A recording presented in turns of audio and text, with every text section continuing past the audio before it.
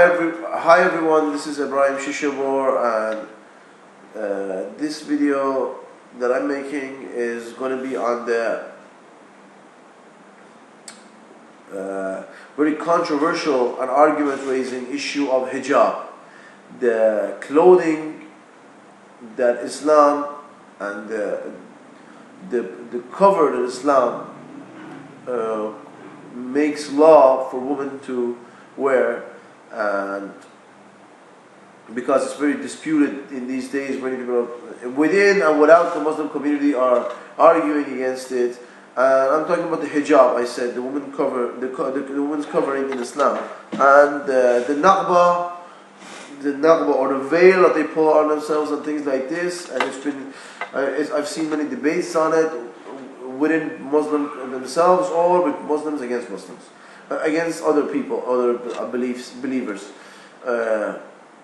whether they be theist or atheist. So, first of all, what is the Islamic belief of covering and hijab? The first thing you should know is that hijab is for men and women. But according to the Islamic ideology, it depends on their physical condition, because men and women are physically different, and Islam believes that women should be covered more than men because of their physical condition.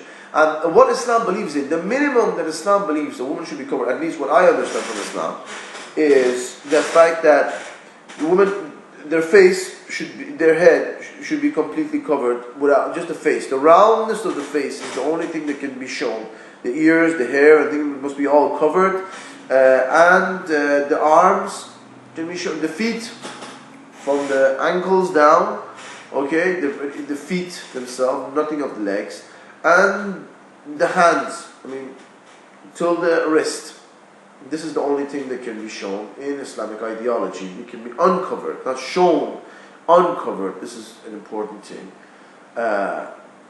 This is the minimum that must be covered in Islamic ideology. Then you can put the veil on, you can cover your hands and your feet and everything else, you can cover yourself completely or whatever, but this is the minimum that is acceptable. Anything less than this is unacceptable.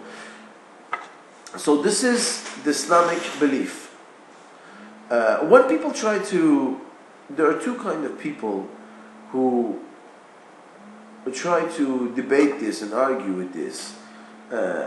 They say that making law and making a kind of covering and putting, whether they realize it or not, a minimum on what women should wear. Oh, this is what we should wear. It's like 95% covered. The minimum is 95% covered. When you make this mandatory and a law, then you're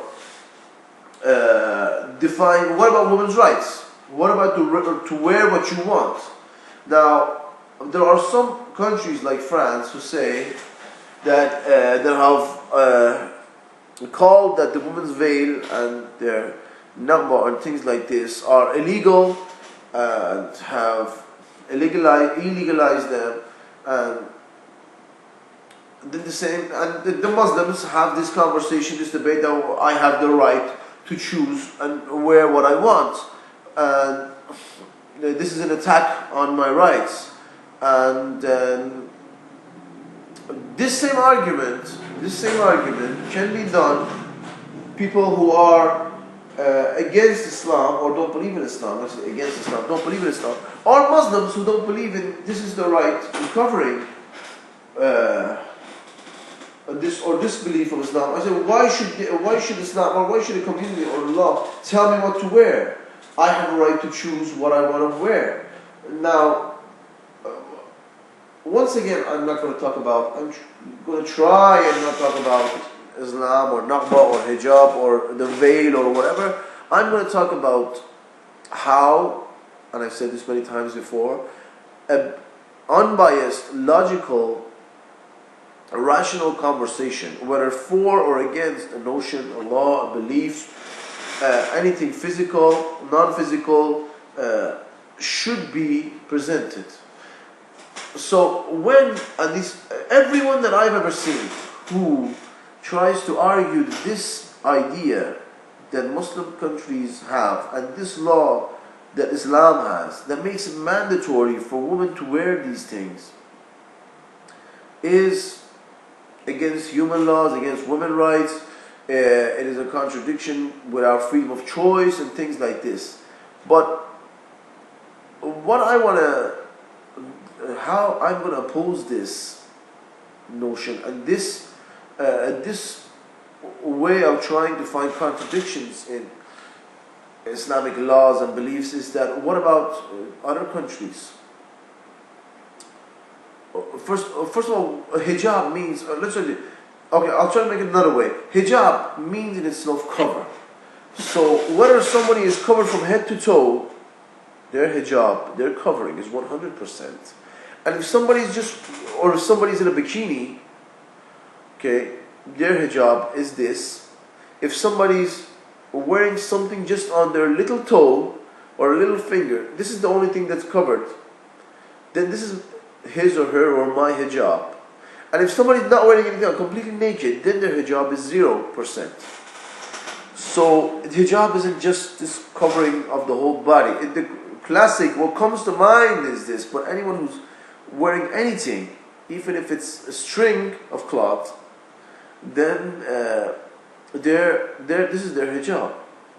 So what I don't understand is, every community that I've ever heard of, I haven't heard of anything, there's only some naked beaches that I think there are in some special places in some country, but every single community, and there's a very controversial thing as well, even within their own communities, but every other country, all in all, there is no country, there is no society, there is no belief in the world that says that there is no minimum on what you can wear. It's shorts for men and bikinis, and pants and bra for women, or in one country, in one society, more or less, but there is no community that says that you can wear whatever you want. You can wear whatever you want, and how you believe and how you feel. So, if I'm trying to say that if I want to make a rational argument against this, say that I don't believe in this. This is not the minimum I accept. Okay, the minimum should not be. Then you have to say what you accept.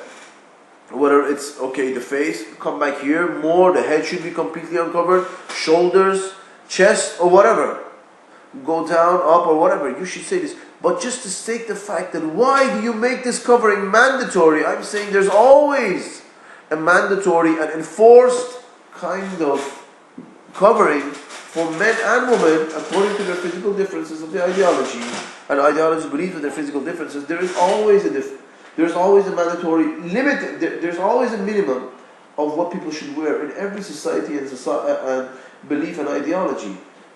So this kind of presenting an argument that the people that they always, I wish I had some examples to show. I would have made my point much clearer.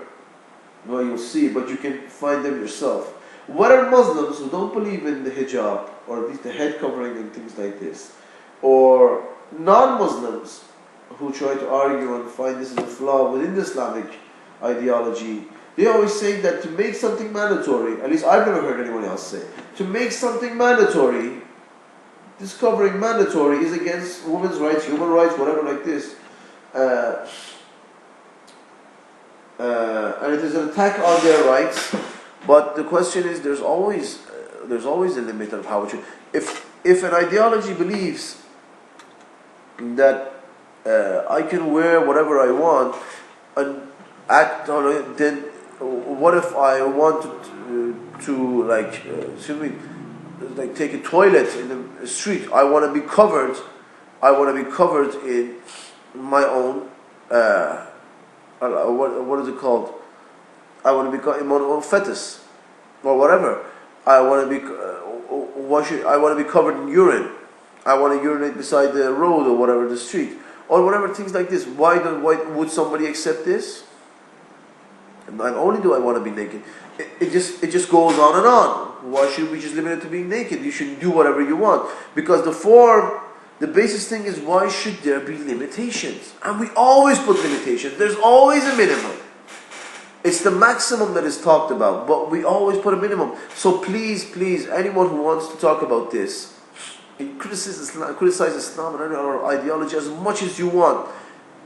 Any ideology should be completely open to criticism if it believes it's right, okay? And if it believes in the freedom of choice for people to choose their own ideology, okay?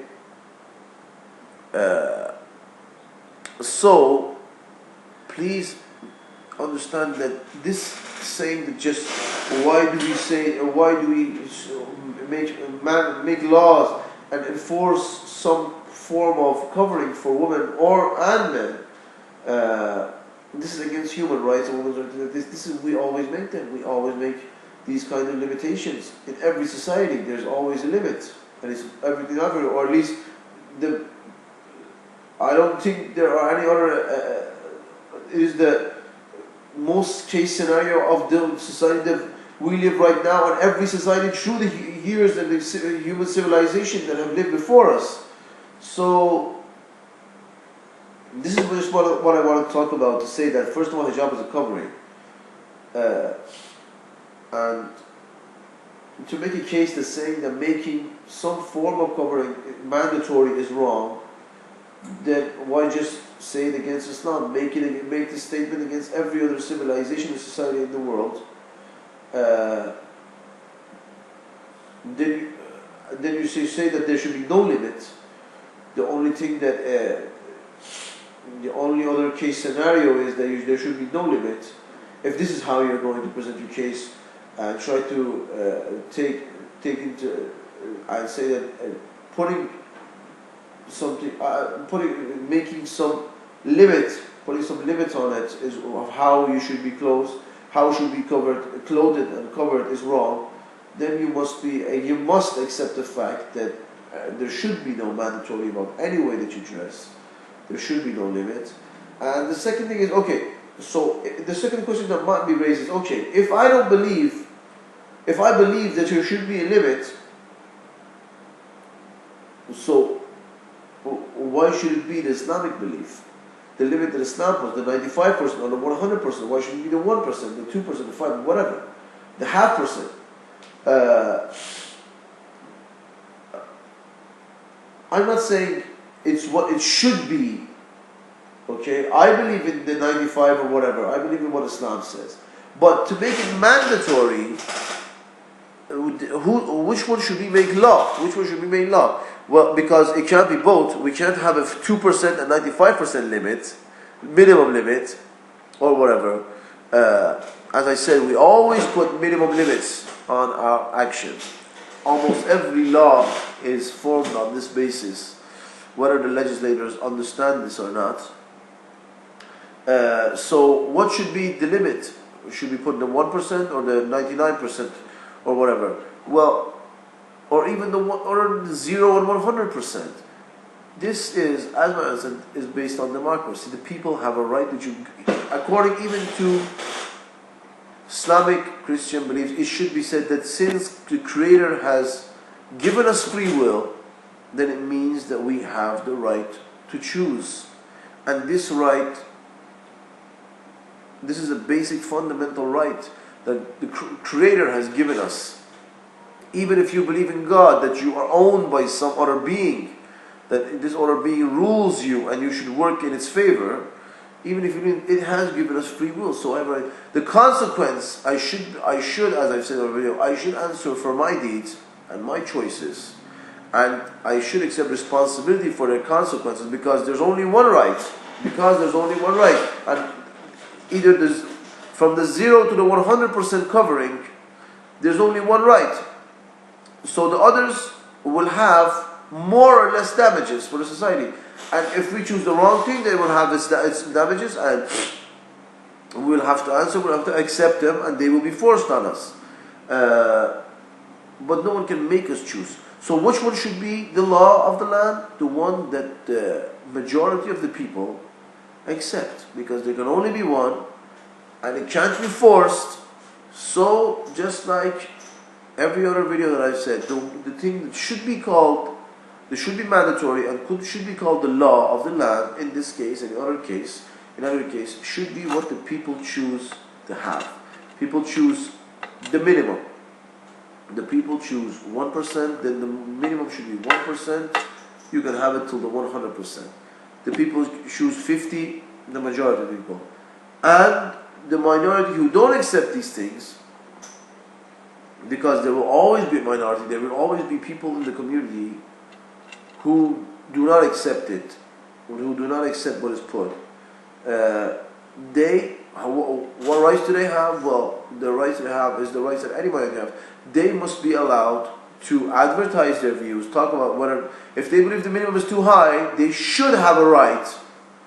And this is one of the basic laws. They should have the right to advertise their beliefs and say, no, this is 95% wrong. Vote, you should vote on 0%, 1, 2, 5, whatever. This is what you should vote on. And if one day their opinion is in the majority, that should be made law. And the other group will be in the minority, and they have the right to advertise their ideas as well. So this is my view, and this was what my view on the hijab. And just to say that it's not the bad, evil thing and the very confining thing that's made law, and the women are kept like, and the Muslim ones are shouting to be heard, oh, please save us, and we're hurt so much because it's mandatory for us to wear something.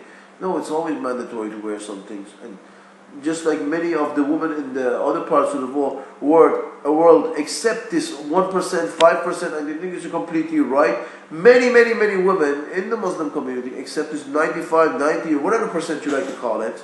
And they say, no, this is accepted. Anything less than this will be, I feel like it will